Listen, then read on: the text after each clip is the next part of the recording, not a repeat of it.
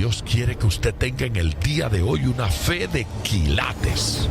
Más de 4 décadas dedicadas a la evangelización del mundo. Yo le estoy diciendo estas palabras para que usted fundamente su fe en realidades, en estas realidades eternas. Su contribución a la literatura cristiana hace evidente su compromiso con el Señor de hacer discípulos y formar ministros. La oferta del Señor a nuestras vidas es que nuestra fe crezca, que nuestra fe sea fortalecida. Escuchemos al doctor Díaz Pavón en Para que el mundo crea. Reciba la paz del Señor con mi saludo. Soy el pastor Díaz Pavón. Me siento feliz de compartir con ustedes en el día de hoy en otra edición del programa Para que el mundo crea. Gracias por su sintonía, gracias por acompañarnos y confío que lo que vamos a comenzar a hacer en el día de hoy les sea de profunda bendición. Llamé esta enseñanza el nuevo pacto en acción. No sé cuántos días, creo que vamos a estar unos 2, 3, tal vez 4 días hablando de este tema, el nuevo pacto en acción. Es común que en el ambiente cristiano se hable sobre el nuevo pacto. Y me parece de suma importancia. Pero ¿por qué lo he llamado en esta ocasión el nuevo pacto en acción? Porque el nuevo pacto no es tanto una filosofía religiosa como una conducta cristiana, como una conducta en Cristo, una conducta en el Señor. Y para poder hablar de esa conducta en Cristo, de eso que Dios quiere que seamos y que vivamos y que practiquemos, tenemos que ir a la figura de Jesús, quien es modelo y ejemplo de lo que debe ser nuestra vida. Utilizaremos entonces como base un versículo que me parece que todos ustedes conocen muy bien. Está en la carta a los Hebreos, capítulo 13, y es el versículo 8. Eso fue un versículo usado mucho por evangelistas de la década del 40, 50, 60, 70, incluso 80. Llegó el momento en que los evangelistas, la mayoría, incluyéndome a mí, utilizábamos este versículo en la parte de atrás de la tarima, desde donde predicábamos, porque fue algo así como una consigna que llevábamos todos. Era un énfasis que había que hacerlo. No debo seguir hablando sin leer el versículo. Capítulo 13 de la carta a los Hebreos, y es el versículo 8. Jesucristo es el mismo ayer y hoy y por los siglos. La inmutabilidad de la figura de Jesucristo, la inmutabilidad del Señor. Jesucristo, dice el versículo, es el mismo ayer, es el mismo hoy, es el mismo por los siglos. No cambió en el pasado, no cambia en el presente, no cambia en el futuro. No hay cambio, no hay sombra de variación en él. A ver si este pasaje de alguna forma se convierte en nosotros en sustancia, en esencia. A menudo nosotros escuchamos a personas hablar de la diferencia entre el Dios del Antiguo Testamento y el Dios del Nuevo Testamento en la Biblia. Pero no hay dos dioses. Dios no cambia. Una de las características de Él que le hacen Dios es precisamente su inmutabilidad. Esas cualidades que distinguen a Dios y lo hacen diferente de cualquier ser humano.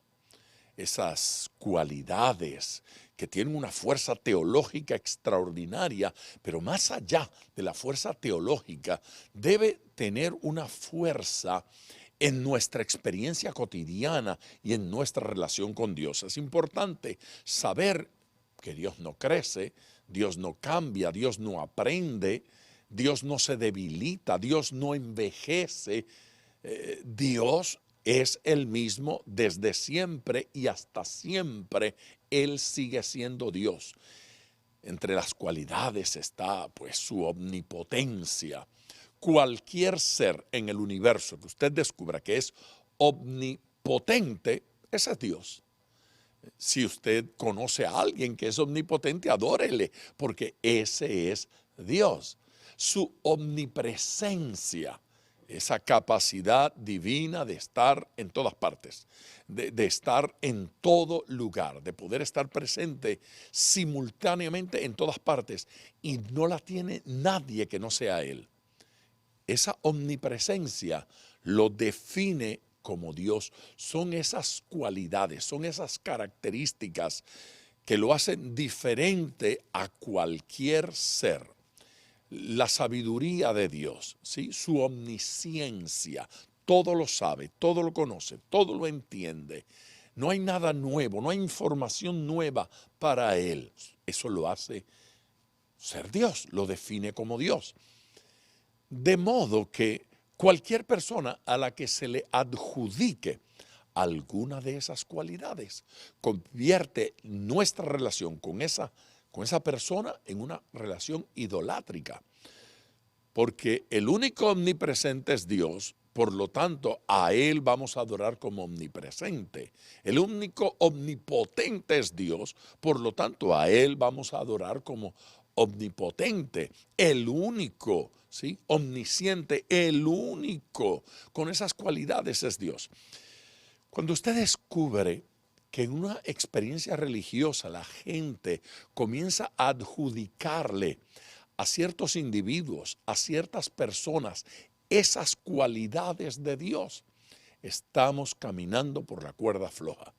Es peligroso llegar a creer que un hijo de Dios que ha muerto, que está en la presencia de Dios, o que es muy santo, que es muy ungido, llega a poderlo hacer todo o a poderlo entender todo, es haber fallado en la comprensión del lugar que debe ocupar un siervo en la vida de la iglesia y el lugar exclusivo que le corresponde a Dios.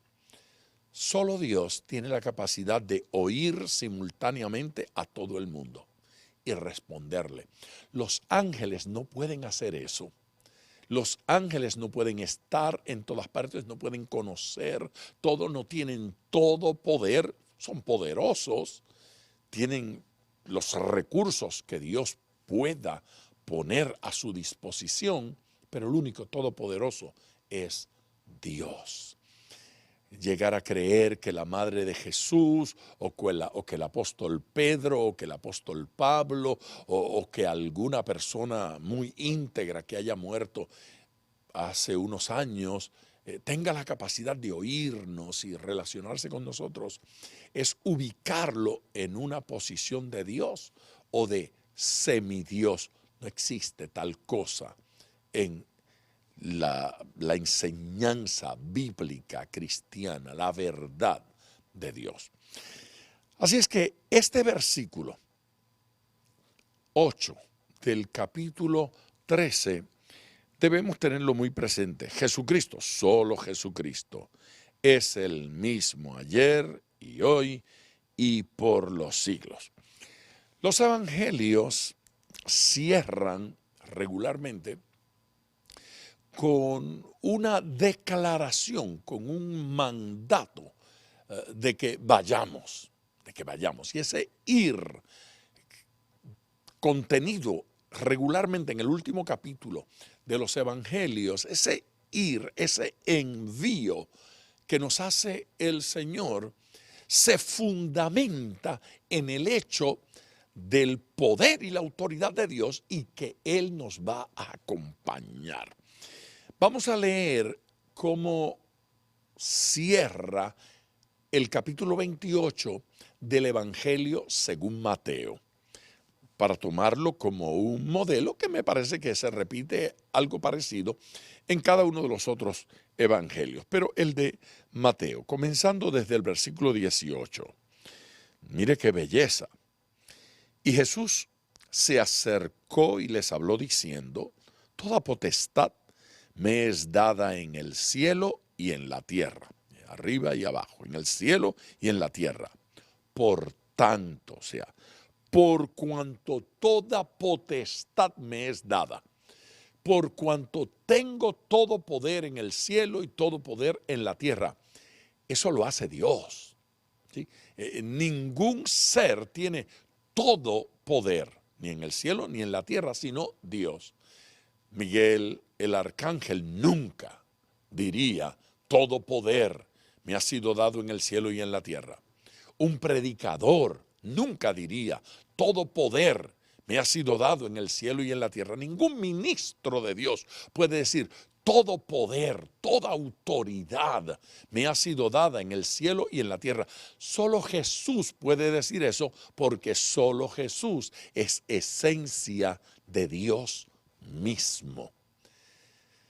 Aunque la Biblia no utiliza la palabra Trinidad, la enseñanza doctrinal de la Trinidad permea las Escrituras desde Génesis hasta Apocalipsis.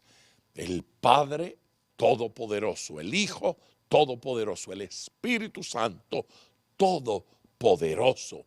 Dios en tres personas. Vuelvo a nuestro versículo. Y Jesús se acercó y les habló diciendo: toda potestad me es dada en el cielo y en la tierra. Por tanto, o sea, sobre esta base, id. Sobre esa base vamos.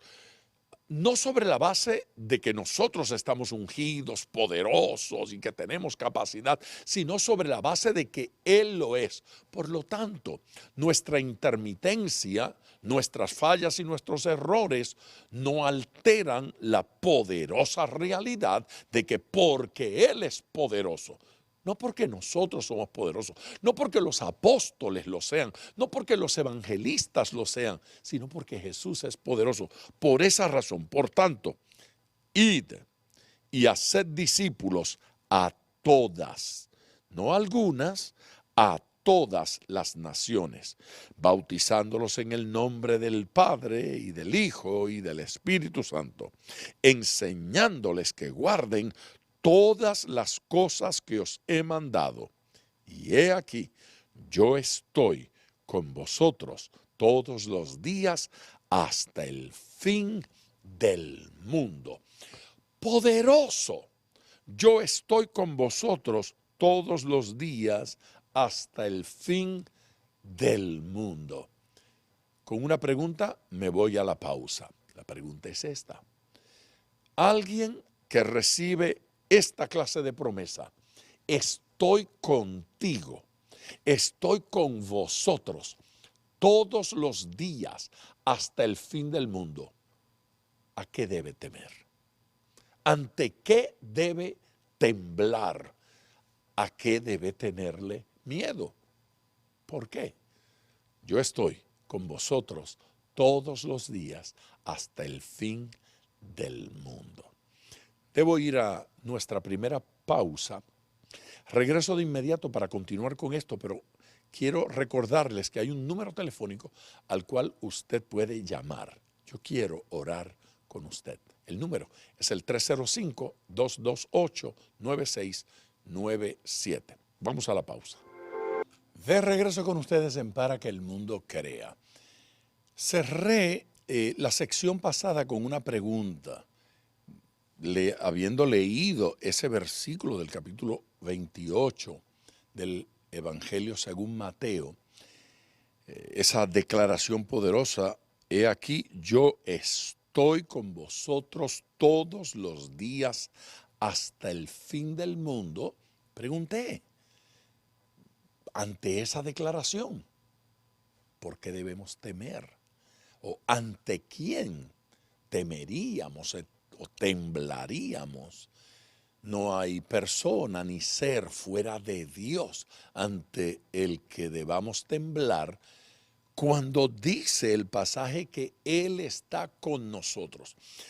¿Sabe que esa expresión, estar con vosotros, que comunica claramente su presencia, también comunica su respaldo? Cuando usted le dice a alguien, yo estoy contigo, no solo le está diciendo estoy presente, le dice estoy aquí para ayudarte, estoy para respaldarte. Esa presencia del Señor implica respaldo, implica ayuda, implica sostén.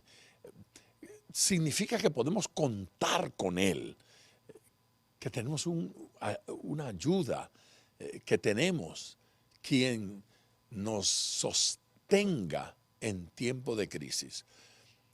¿Por cuánto tiempo? ¿Dónde podemos contar con Él? El pasaje dice, todos los días. Eso incluye hoy. Eso incluye el día malo. Eso incluye el día de la mala noticia, de la difícil noticia. Todos los días, hasta el fin del mundo. Así es que implica dos cosas, en todo tiempo y en todo lugar. No importa cuándo y no importa dónde usted se encuentre, allí puede contar con Dios. Allí puede contar con el Señor, con el Dios inmutable. Y Dios espera que de la misma forma que Él no cambia, nosotros tampoco cambiemos nuestra actitud para con Dios. No podemos ser inconstantes, llevados por cualquier viento de doctrina, llevados por una ola del mar de aquí para allá, unas veces en positivo y otras veces en negativo, unas veces cobarde y otras veces valiente.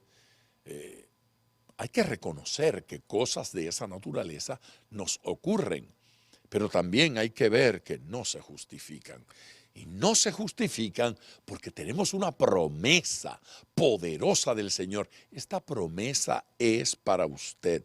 Él es inmutable y Él nunca nos deja. En Jesús descubrimos cómo es Dios. Estos versículos que hablan de Jesús nos están diciendo cómo es Dios. Podemos contar con Él.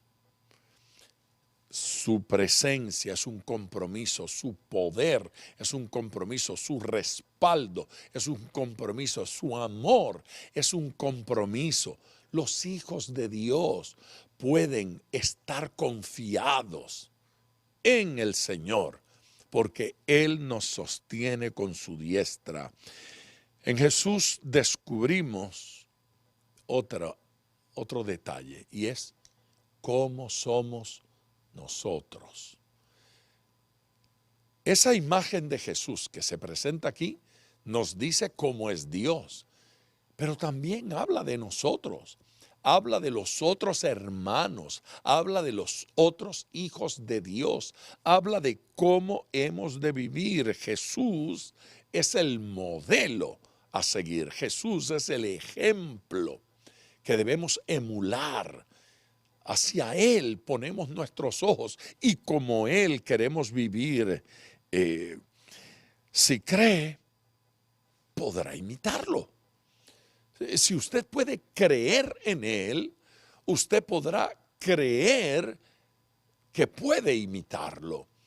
Debemos ser imitadores. El apóstol Pablo fue muy claro en eso. Él dijo que él era imitador de Dios y que esperaba que nosotros le imitáramos a Él. Sed imitadores de mí como yo de Cristo. Así es que el modelo es Cristo. El modelo no es Pablo, el modelo no es el pastor, el modelo es Jesús. Y cuando encontramos a alguien como Pablo, un ministro, un hermano en Cristo, que imita al Señor, entonces esa persona es digna de imitar. Y ojo, digna de imitar en aquello que imita a Jesús.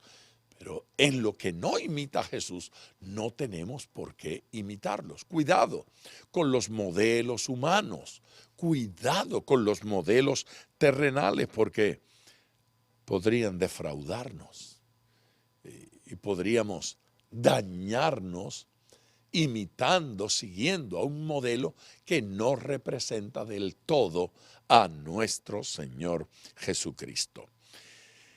El Evangelio según Juan, en el capítulo 20 y versículo 21, mire qué interesante.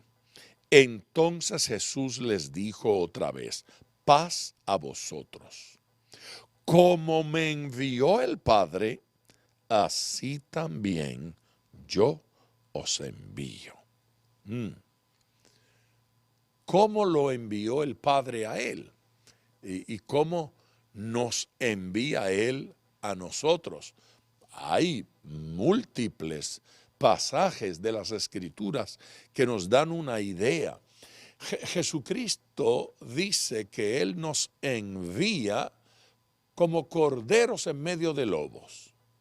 Y claro, uno mira ese ejemplo, el cordero en medio de lobos, y dice, derrota total, derrota absoluta. Pero Jesús es tipificado en más de una ocasión en las Escrituras como el Cordero de Dios que quita el pecado del mundo.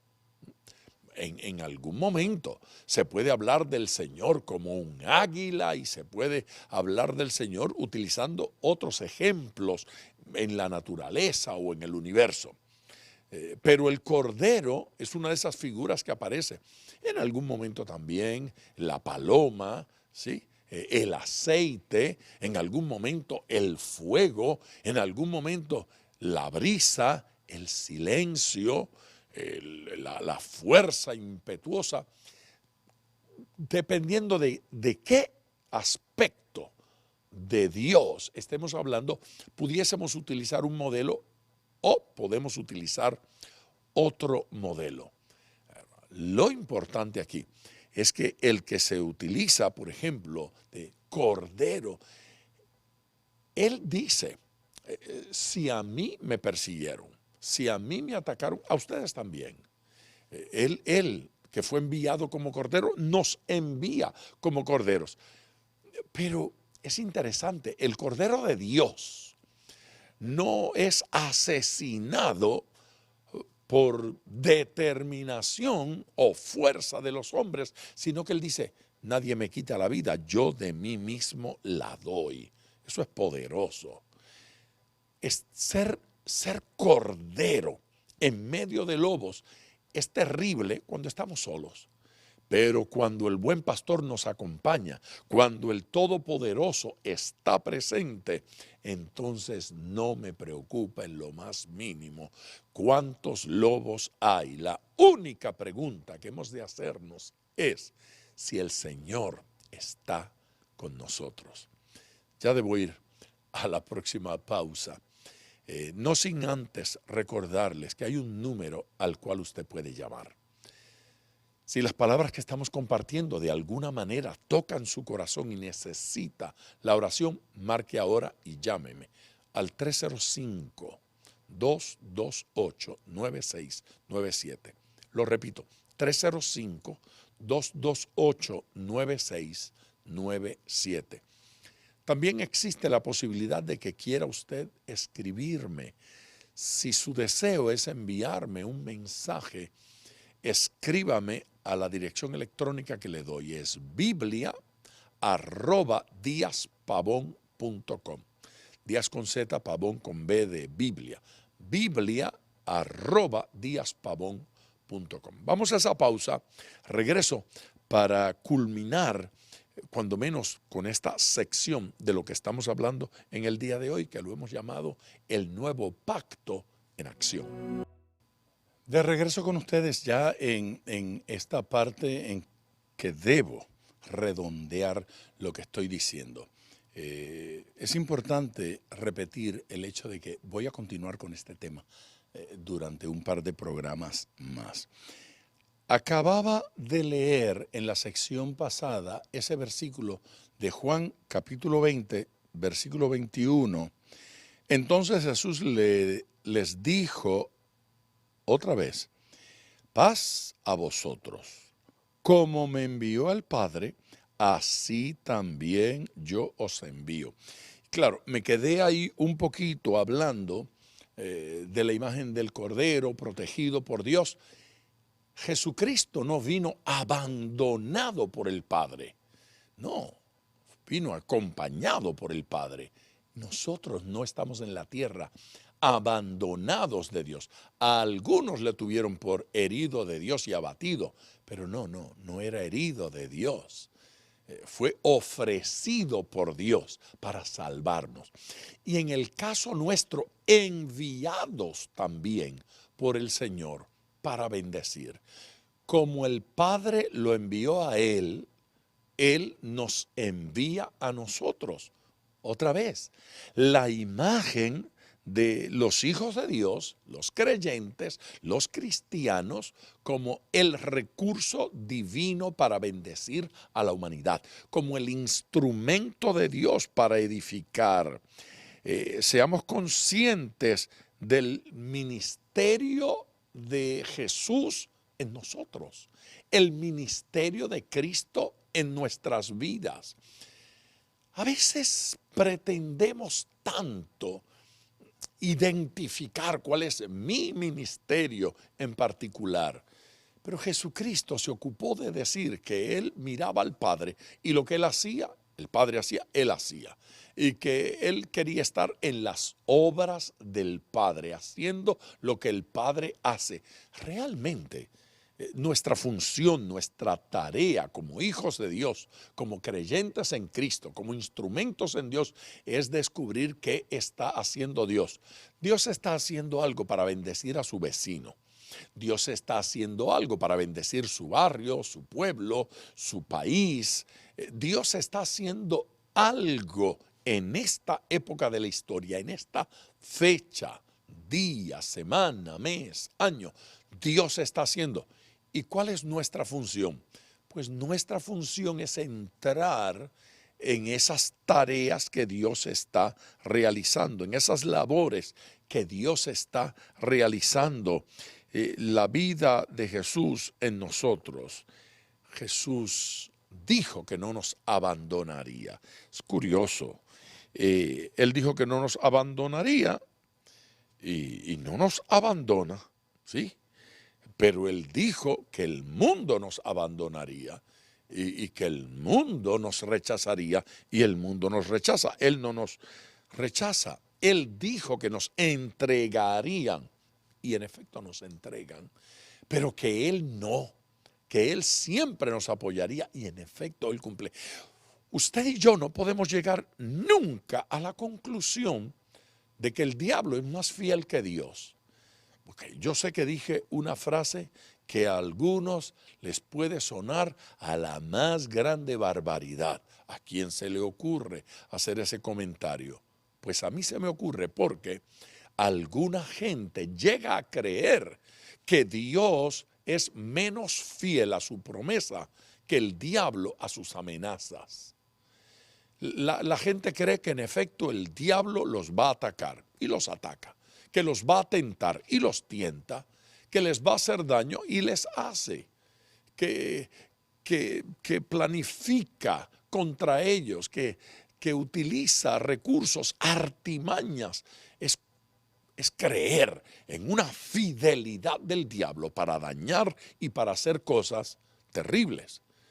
Curioso. Al mismo tiempo, dudan de si Dios está presente o no, de si Dios los va a ayudar o no los va a ayudar, de si el Señor los respalda o tal vez no los respalda, de si Dios me va a usar o no me va a usar. A ver, la pregunta es, lo que estamos diciendo es que el diablo sí cumple sus amenazas, pero Dios no cumple sus promesas. Sepa que en tema de fidelidad nadie puede igualar a nuestro Señor.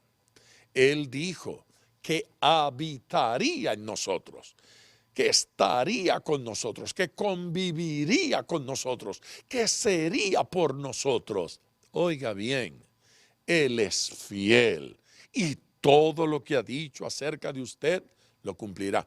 Claro, algunos podrían estar diciendo, pero yo no soy tan fiel.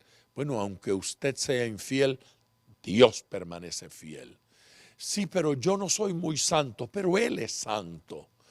Pero yo me desvío, pero Dios no se desvía. Él es el ancla que nunca se desvía.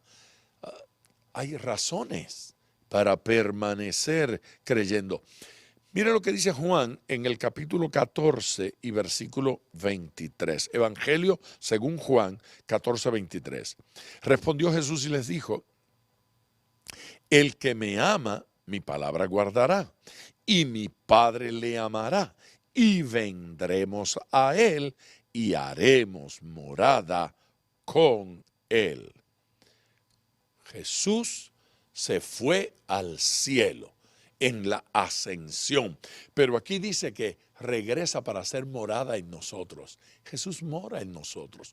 Dios mora en el creyente. Cuando alguien recibe a Jesucristo, lo que hace es que le abre el corazón para que Cristo entre a vivir, a morar en la persona, en ese individuo. Jesucristo, desde que usted creyó, desde que usted se convirtió, entró a vivir en su corazón.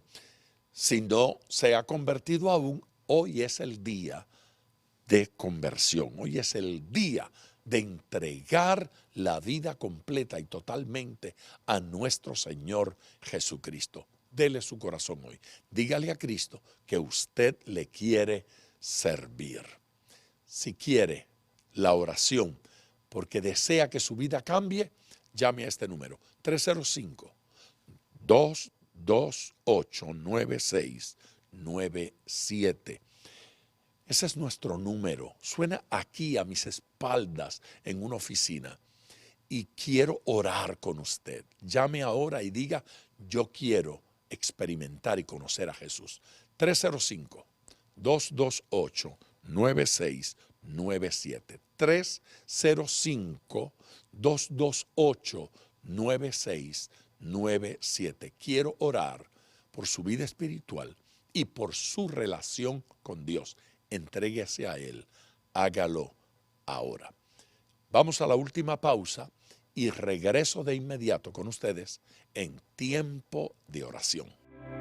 Ya en tiempo de oración para interceder con cada una de las personas que han estado llamando. Si usted no ha llamado, este es el momento de hacerlo, porque quiero tener su nombre y su petición cuando vaya a orar. Quiero presentarlo delante de Dios. Quiero presentarlo en oración delante del Señor. Marque este número, 305-228-9697. 305-228-9697. Padre Dios, oro con cada una de las personas que se están comunicando. Esos corazones, Señor, que han determinado servirte, buscarte, acercarse.